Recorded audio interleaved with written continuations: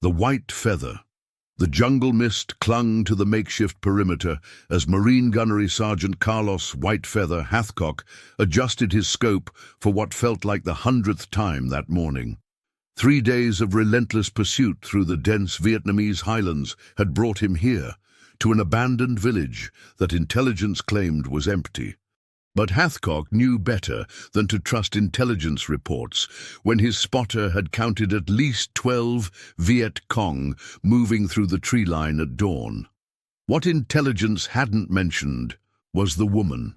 She couldn't have been more than 19, crouched in the ruins of what had once been a small home, clutching an infant to her chest. Her black pajama-style clothing marked her as a potential enemy combatant, but the terror in her eyes and the way she shielded the baby spoke a different language entirely. Hathcock had been tracking a high-value sniper through these mountains for 72 hours, and now this young mother sat directly in the kill zone where he expected his target to appear. The baby's soft crying carried across the 50 yards that separated them, a sound that seemed impossibly loud in the pre-dawn silence. Through his scope, Hathcock could see the woman's hands trembling as she tried to quiet the child. She kept glancing toward the tree line, the same direction where muzzle flashes had appeared intermittently throughout the night. She was trapped, caught between American forces on one side and Viet Cong positions on the other. Hathcock had earned his nickname from the white feather he wore in his bush hat, a deliberate taunt to enemy snipers who had placed a substantial bounty on his head. In 18 months of combat, he had eliminated over 90 confirmed targets, each one a calculated decision in service of protecting American lives. But this moment demanded something different, something that went beyond the cold mathematics of warfare. The heat was already building, even in the early morning hours. The Vietnamese highlands in late 1967 offered little respite from the oppressive humidity that made holding a rifle steady for hours an exercise in willpower. Hathcock's ghillie suit, meticulously constructed with local vegetation, had kept him invisible for 3 days. But the price was constant discomfort and the persistent buzz of insects that seemed to find every exposed inch of skin. Corporal Danny Mitchell, his spotter, lay motionless beside him, periodically scanning the tree line with binoculars while maintaining radio contact with their forward operating base. At 22, Mitchell was 6 years younger than Hathcock, but had proven himself reliable in the kind of patient, methodical work that sniper teams required. He spoke in barely audible whispers when communication was necessary, and had learned to read Hathcock's hand signals with the precision of someone whose life depended on understanding. "Control, we have civilians in the target area," Mitchell whispered into his radio. "Request guidance on rules of engagement." The response crackled back through static. "Maintain position. Mission priority remains elimination of hostile sniper. Civilian displacement is not our responsibility." Hathcock lowered his rifle slightly and studied the woman more carefully through his scope. She wore no weapon, carried no radio, showed no signs of military training. The baby appeared to be perhaps 6 months old, small and clearly malnourished. Between them lay a stretch of open ground that offered no cover, no protection from the crossfire that would inevitably come when the enemy sniper revealed himself. The morning sun climbed higher, transforming the mist into shimmering heat waves that would make long-range shooting increasingly difficult. Hathcock had learned to time his shots for the cooler hours, when his body remained perfectly still and his breathing could slow to match the rhythm of a perfect trigger pull. But as the hours passed, his attention kept drifting to the woman and child. Through his scope's magnification, he could see details that made the situation uncomfortably personal. The woman's face bore the exhaustion of someone who hadn't slept in days. Her clothes, while marking her as potentially hostile, were torn and dirty in ways that suggested flight rather than combat. The baby's cries came in waves of intensity that spoke of hunger and discomfort. and each time the infant wailed, the mother's eyes darted fearfully toward both the American position and the enemy-held tree line. This wasn't the war Hathcock had trained for at Camp Pendleton. The Marine Corps had prepared him for clear targets and decisive action, not for threading moral needles while an enemy sniper played cat-and-mouse games with innocent lives hanging in the balance. Every instinct told him to focus on his mission, to trust that civilian casualties were regrettable but necessary costs of eliminating a high-value target who had already killed 6 Marines. But something about the woman's posture as she shielded her child reminded him of his own mother, who had written in her last letter about rationing and shortages back home in Arkansas. The parallels were uncomfortable and unwelcome, challenging the clear distinctions between us and them that made his job possible. If stories like this make you question what you'd do in someone else's boots, tell us in the comments how you imagine you'd react in this camp, and stay with us for the next chapters. How do you hold a rifle steady when your target and your conscience occupy the same space? Around midday, the baby's crying intensified. The woman rocked back and forth, clearly struggling with hunger and exhaustion of her own. She looked toward Hathcock's position several times, and he realized she had spotted him despite his carefully constructed hide.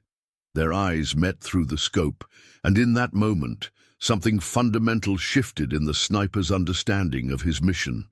The Vietnamese highlands in November carried sounds differently than the Arkansas woods, where Hathcock had learned to hunt.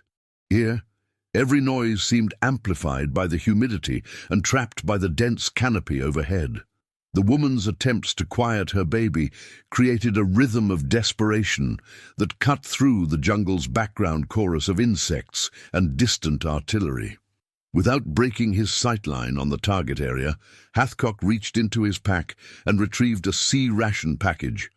The processed beef and crackers weren't much, but they represented sustenance that could keep the woman strong enough to care for her child.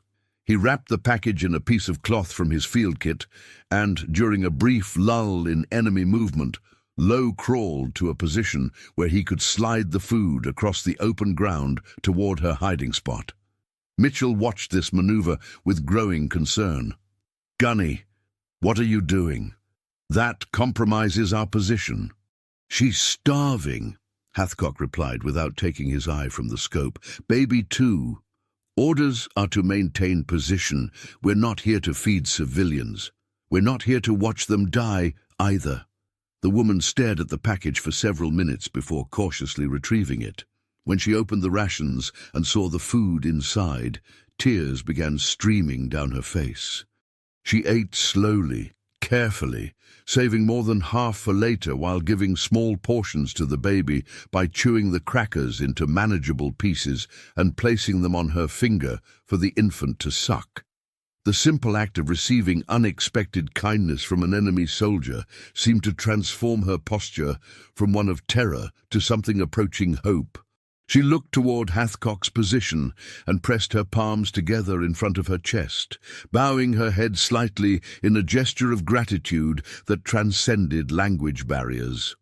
For Hathcock, watching this exchange through his rifle scope created a disorienting blend of intimacy and distance. The magnification brought him close enough to see individual tears on the woman's face, while the weapon's purpose reminded him that he remained, fundamentally, an instrument of death rather than mercy. The enemy sniper remained invisible, but Hathcock's trained eye caught subtle signs of movement in the tree line. A disturbed bird here, an unusual shadow there. His quarry was patient and skilled, waiting for the perfect moment to reveal himself.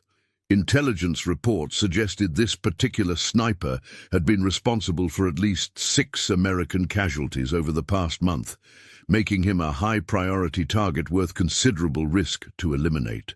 But the mathematics of war, trading one enemy life for potentially dozens of American lives saved, became more complicated when viewed through the lens of a rifle scope trained on a terrified mother trying to keep her baby alive in the middle of a firefight. Mitchell continued scanning the tree line with his binoculars, occasionally reporting movement to their base camp. Radio chatter indicated that other American units were advancing toward the village from multiple directions, part of a coordinated sweep designed to flush out Viet Cong forces operating in the region. The timeline suggested they had perhaps 6 hours before mechanized support would reach their position. The woman settled into a more comfortable position behind a partially collapsed wall, her posture suggesting she understood that the American soldiers across the clearing meant her no immediate harm. The baby had quieted somewhat after receiving nourishment, allowing for longer periods of relative silence that made acoustic detection of enemy movement more feasible. As afternoon shadows began to lengthen, Hathcock made a decision that would have earned him a court-martial if discovered. Rather than maintaining his original position in service of the larger mission, he began moving closer to the woman's location, establishing what amounted to a protective perimeter that would shield both mother and child from potential crossfire. His original target area remained under observation, but his primary responsibility had quietly shifted from hunting to guarding. The white feather in his bush hat, which had always symbolized his willingness to challenge any enemy sniper, now felt like a promise to protect rather than simply to kill. The tactical situation remained unchanged. An enemy sniper somewhere in the tree line, American forces converging on the village, and a timeline that favored patience over precipitation. But the moral landscape had been fundamentally altered by the sight of a young mother's tears and the weight of his own conscience. When do the rules of engagement become secondary to the rules of basic humanity? As evening approached, the jungle's oppressive heat began to give way to the cooler temperatures that made precision shooting possible. Hathcock had repositioned himself 3 times since midday, each movement carefully calculated to maintain observation of potential enemy positions while improving his ability to protect the woman and child. His original mission parameters called for elimination of the target at any cost, but those parameters hadn't accounted for innocent lives in the immediate kill zone. The enemy sniper finally revealed himself just after sunset, emerging from a spider hole nearly 300 yards beyond where intelligence had predicted. The camouflaged fighting position had been invisible even to Hathcock's experienced eye until the moment of movement, a testament to his opponent's skill and patience. The shot Hathcock had been preparing for 3 days became available for exactly 4 seconds, a window that required split-second decision-making and perfect execution. But taking the shot would have meant exposing the woman and baby to return fire from other Viet Cong positions that Hathcock had identified throughout the day. Muzzle flash would reveal his location, drawing immediate response from at least 3 different directions. The mathematics of survival favored the enemy in any sustained firefight, especially with civilians trapped in the crossfire. Instead, Hathcock held his fire and watched his primary target disappear back into the jungle. "Jesus Christ, Gunny," Mitchell breathed into his radio microphone. "Perfect shot. Why didn't you take it?" "Crossfire would have killed them both," Hathcock replied quietly. "That sniper's killed 6 Marines." 6? That baby hasn't killed anyone. The decision violated every principle of tactical engagement Hathcock had learned in 18 months of combat. Priority targets took precedence over civilian considerations. Individual enemy snipers represented strategic assets worth considerable risk to eliminate. Mission completion rated higher than situational mercy in every manual, regulation, and field order he'd ever received. But watching the woman's obvious relief as the moment of potential violence passed convinced him that some calculations couldn't be reduced to simple arithmetic. The white feather that made him a target also made him a guardian, at least for this particular night in this particular forgotten village.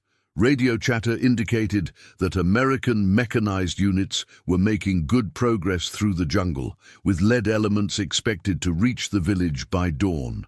Artillery support remained on standby, ready to saturate suspected enemy positions if the tactical situation deteriorated. Air support was available but limited by the proximity of civilian populations and the difficulty of target identification in dense jungle terrain. That night, Hathcock maintained a silent vigil from a position that offered clear fields of fire in all directions around the woman's shelter. The baby slept more peacefully after the afternoon feeding, and the mother managed a few hours of rest while knowing that someone was keeping watch. When enemy movement appeared in the tree line around midnight, Hathcock's presence alone was enough to deter any approach toward the civilian hiding spot. The psychological burden of choosing protection over mission completion weighed heavily as the night progressed. Mitchell questioned the decision repeatedly, pointing out that their primary target remained at large and would likely claim more American lives in future engagements. The logic was unassailable, but logic failed to account for the image of a 19-year-old mother pressing her palms together in gratitude for a simple sea-ration package. Letters from home, which had arrived 3 days before the mission began, spoke of rationing and sacrifice on the American home front. His mother wrote about meatless Tuesdays and victory gardens, about neighbors whose sons wouldn't be coming home. The war demanded sacrifices from everyone, and those sacrifices were supposed to mean something larger than individual survival. But staring across 50 yards of cleared ground at a young woman trying to keep her baby alive challenged the abstract nature of those sacrifices. This wasn't about ideology or politics or strategic objectives.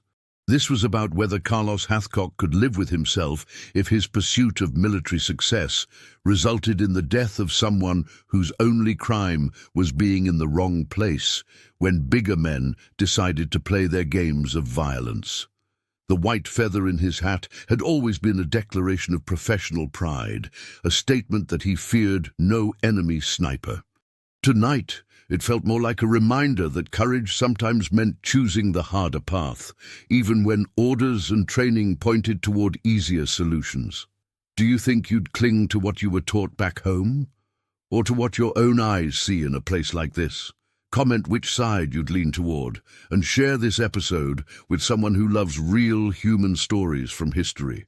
What happens to a soldier's sense of honor when mercy becomes insubordination? By dawn, American mechanized units had advanced far enough to secure the village area. The sound of tracked vehicles crushing through jungle underbrush announced their arrival long before the first M48 Patton tank emerged from the tree line. The woman emerged from her shelter carrying the child, walking slowly toward the approaching soldiers with her hands visible and empty. She stopped near Hathcock's position and spoke a few words in Vietnamese, then bowed slightly before continuing toward the safety of American lines. Her voice carried a mixture of gratitude and sadness, as if acknowledging that their brief moment of shared humanity would soon be swallowed by the larger machinery of war. Mitchell had picked up enough of the language during his tour to provide translation. She said thank you for the food and for staying awake so she could sleep. The words carried more weight than their simple meanings suggested.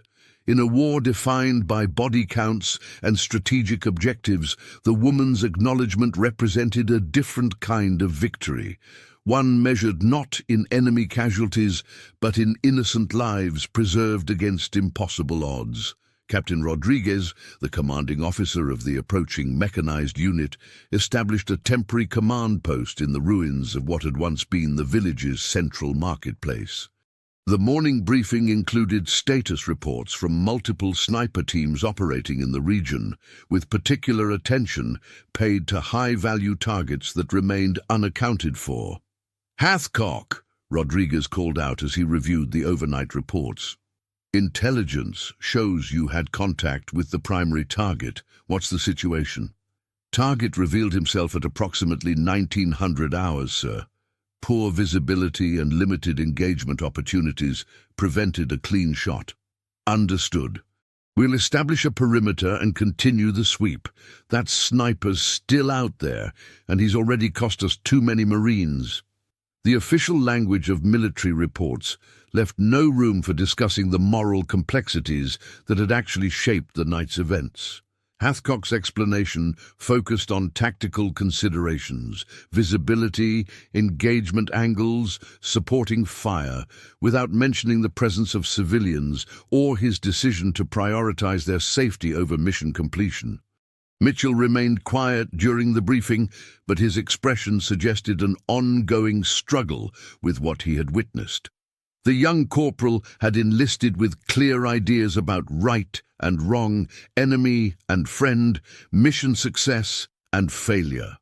Watching his sergeant choose mercy over duty challenged those certainties in ways that no training manual had prepared him for. The Vietnamese highlands carried different sounds in the morning light. Where night had amplified every whisper and footstep, dawn brought the chatter of radio communications, the rumble of diesel engines, and the voices of American soldiers establishing security positions throughout the village. The immediate tactical situation had shifted from stealth to overwhelming force, making the previous night's careful calculations seem almost quaint. Dr. Sarah Chen, a Navy corpsman attached to the mechanized unit, established a field medical station in one of the more intact village structures. Her presence represented another facet of American military operations, the attempt to provide humanitarian assistance alongside combat operations. She treated minor injuries among the troops and offered medical attention to any civilians who remained in the area. The woman and her baby were among several Vietnamese civilians who emerged from hiding as American forces secured the village. Dr. Chen examined the infant and determined that while malnourished, both mother and child were in stable condition. She provided additional food rations and basic medical supplies, extending the chain of small kindnesses that had begun with Hathcock's sea rations. "This baby's maybe 6 months old," Dr. Chen reported to Captain Rodriguez. "Mother's exhausted but otherwise healthy. They've been hiding here for at least several days, probably longer." "Any indication of enemy sympathies?" Rodriguez asked. "They're scared, hungry, and trying to survive. Beyond that, I couldn't say." The clinical language of military assessment struggled to capture the human reality of displacement and survival. These weren't enemy combatants or strategic assets. They were people caught between larger forces, trying to maintain some semblance of normal life while armies maneuvered around them. As the morning progressed, Hathcock found himself assigned to perimeter security, while other units continued the search for enemy positions. The primary target, the sniper who had killed 6 Marines, remained at large, presumably having withdrawn deeper into the jungle during the night. The mission continued, but its immediate urgency had been diffused by the arrival of overwhelming American force. Standing guard at the village's eastern edge, Hathcock could see the woman and her child receiving care from Dr. Chen. The sight provided a strange sense of completion, as if his violation of standing orders had been validated by subsequent events. The baby was alive. The mother was safe, and American forces had secured their objective without additional casualties. But the weight of his decision remained. Somewhere in the jungle, an enemy sniper continued to pose a threat to American lives. That threat might have been eliminated if Hathcock had followed his orders and taken the shot when it became available. The arithmetic of warfare suggested he had traded potential future American casualties for the certain survival of 2 Vietnamese civilians. The white feather in his bush hat caught occasional glances from other Marines, some of whom knew his reputation and wondered about the previous night's events. Hathcock's explanation of poor visibility satisfied official inquiries, but the knowing looks from his fellow snipers suggested that word of more complex considerations had begun to spread through informal channels. How do you measure the weight of a life you chose to save against the lives you might have failed to protect? The incident never appeared in any official after-action reports. Captain Rodriguez noted that the primary target had escaped, but accepted Hathcock's explanation about poor visibility and limited engagement opportunities. The Marine Corps valued results above all else, and Hathcock's overall record spoke for itself. One missed shot would not define his effectiveness as a sniper. But for Hathcock himself, that night in the abandoned village became a defining moment that transcended military success or failure. 3 weeks later, while reviewing intelligence reports in a forward operating base near Da Nang, he discovered the full weight of what his decision had meant.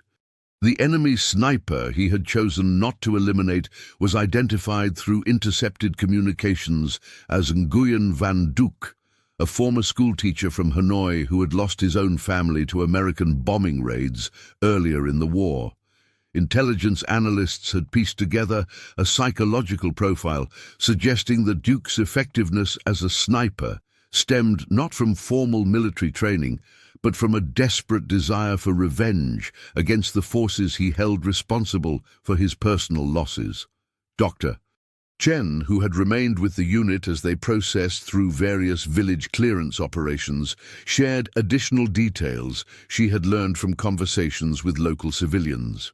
The woman Hathcock had protected was named Lin, and her baby was the only surviving member of a family displaced by fighting throughout the region. She'd been hiding in the abandoned village for nearly 2 weeks, surviving on foraging and rainwater. She told me something interesting, Doctor. Chen mentioned during a quiet moment between operations about the American soldier who gave her food. She said she could see his eyes through his rifle scope, and they looked sad, like he understood what she was going through. The revelation that his internal conflict had been visible to the woman he was protecting added another layer to Hathcock's ongoing reassessment of that night's events. He had thought he was maintaining professional detachment while making tactical decisions, but Lin had recognized the human struggle behind his military bearing. Mitchell, who had been promoted to sergeant following the village operation, continued to wrestle with questions about duty versus conscience. During evening conversations in their temporary barracks, he frequently returned to the theme of missed opportunities and unintended consequences. "That sniper killed 2 more Marines last week," Mitchell pointed out during one such discussion. "3rd Platoon, Alpha Company, both of them had families back home." "I know," Hathcock replied quietly. "I read the casualty reports." "So how do you live with that? How do you know you made the right choice?" "You don't. You just have to live with the choice you made." The white feather that had once symbolized fearless aggression now carried additional meaning. It remained a challenge to enemy snipers, but it also served as a reminder that courage sometimes required choosing compassion over clarity, mercy over mission completion. Intelligence reports continued to track Nguyen Van Duc's activities throughout the region. His pattern of operations suggested a methodical campaign against American sniper teams specifically, as if he had identified Hathcock's unit as a particular priority. The personal nature of this targeting added an element of psychological pressure to an already complex tactical situation. Captain Rodriguez, who had accepted Hathcock's initial explanation without question, began showing signs of deeper consideration as additional intelligence emerged. During a briefing on enemy sniper activities, he made an observation that suggested he understood more about the village incident than his official reports indicated. "Sometimes the shots we don't take define us as much as the ones we do," he commented while reviewing tactical assessments. "The enemy's not just counting our hits. They're watching how we conduct ourselves under pressure." The comment was directed toward the assembled officers, but Rodriguez's eyes met Hathcock's briefly, suggesting a level of understanding that transcended official channels of communication. The captain had served 3 tours in Vietnam and had likely faced similar moral calculations in his own command decisions. Dr. Chen's medical reports documented the successful treatment of several Vietnamese civilians encountered during subsequent operations, but her personal journal, which she shared selectively with trusted colleagues, reflected on the broader implications of individual acts of mercy within a larger context of systematic violence. "We're supposed to win hearts and minds," she wrote, "but most of our interactions involve pointing weapons at people. When someone like Hathcock chooses to offer food instead, it creates possibilities that pure military force can't achieve. The question is whether those possibilities matter in the larger scheme of things." The answer to that question would not become clear until much later, when post-war studies revealed that small acts of humanity by individual soldiers often had strategic consequences that planners never anticipated. But in the immediate context of 1967 Vietnam, such considerations remained secondary to the daily requirements of survival and mission completion. Hathcock continued his tour with the same deadly precision that had made him legendary among both American forces and enemy commanders. The white feather remained in his hat, and the bounty on his head continued to grow. However, something had changed in his understanding of what it meant to serve with honor in an impossible war. When following orders means ignoring your conscience, which loyalty matters more? Years later, after returning to civilian life in Arkansas, Hathcock would rarely speak about his combat experiences. When pressed by journalists or military historians, he focused on technical aspects of marksmanship and the tactical challenges of jungle warfare. But on a few occasions, when speaking with other veterans who carried their own complicated memories, he would mention the night he chose to protect rather than pursue, to guard rather than hunt. The woman and her child disappeared into the refugee streams that characterized the Vietnamese conflict, their ultimate fate unknown and unknowable.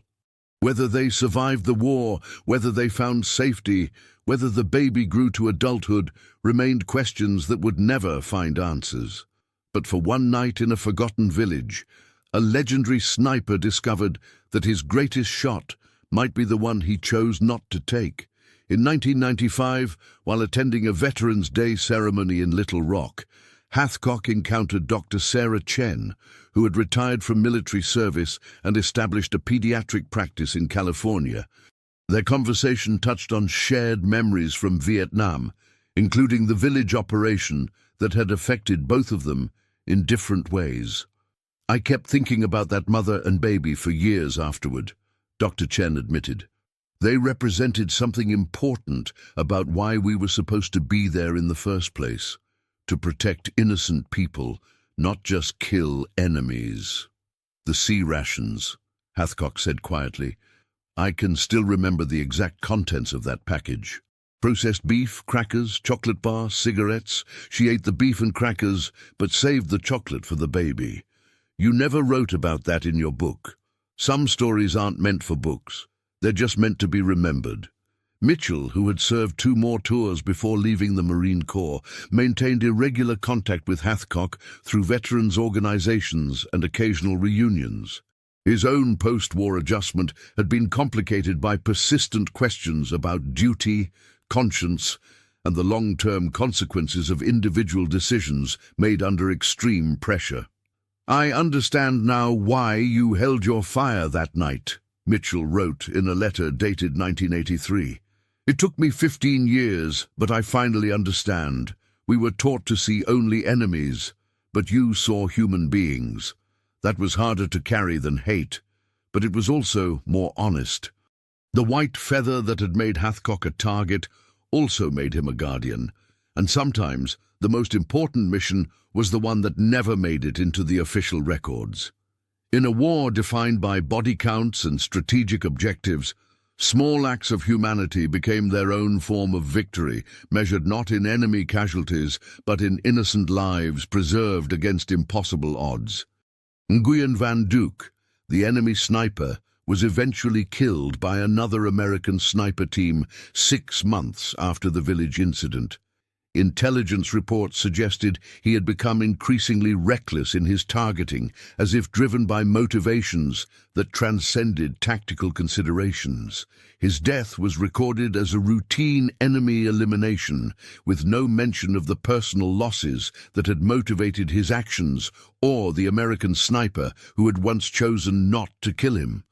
The official records of the Vietnam War contain thousands of after-action reports, casualty assessments, and strategic evaluations. They document the movement of units, the expenditure of ammunition, and the achievement of tactical objectives. But they cannot capture the weight of individual moments when soldiers chose mercy over efficiency, compassion over clarity. Hathcock's service record shows 93 confirmed enemy eliminations, making him one of the most effective snipers in Marine Corps history. What it does not show is the shot he didn't take, the sea ration package he shared, or the night he chose to guard instead of hunt.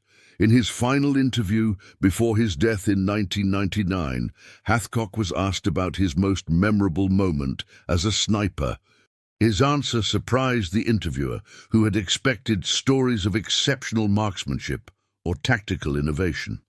"I remember a baby crying," Hathcock said, "middle of the night in some village whose name I never learned. Crying because it was hungry, and its mother couldn't feed it. Sometimes I still hear that crying when it's quiet, but I also remember when it stopped." The white feather from his bush hat, preserved now in a display case at the Marine Corps Museum in Quantico, represents more than individual heroism or exceptional marksmanship. It symbolizes the moment when a legendary warrior discovered that true courage sometimes meant choosing not to pull the trigger, even when everything in his training told him to fire. The processed beef and crackers from that sea ration package sustained a Vietnamese mother and child for one crucial day in 1967. But the memory of sharing them would sustain an American sniper for the rest of his life, reminding him that in a war without clear endings, small acts of humanity could still matter more than all the confirmed kills in the world. Some victories are measured in lives taken. Others are measured in lives preserved. Both require courage, but only one allows a warrior to sleep peacefully when the war finally ends. If this story reminded you that even in the darkest times, small acts of humanity still matter, subscribe to the channel, tell us which country you watch from, and invite someone to revisit history with us in the next story. When the shooting stops and the reports are filed, what memories define who you choose to become? Note, this story has been adapted to focus on the moral dilemmas and human connections that define true war encounters, rather than traditional POW experiences. The narrative maintains the established universe's themes of propaganda versus reality, duty versus conscience, and the lasting impact of small acts of humanity during wartime, while following the specific premise provided about Hathcock's encounter in the Vietnamese village.